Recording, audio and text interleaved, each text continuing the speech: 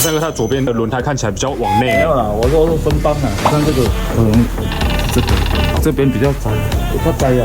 我是有一点会间隙，但间隙不要太大。我是觉得比较像分帮的声音啊。第二个声音比较没有那种啵啵啵的那种声音。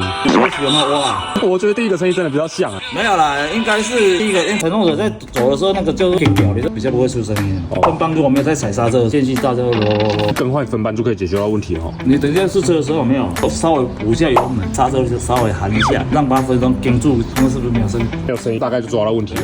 不要学那么多，学久都没有听过。你会有做不完的工作。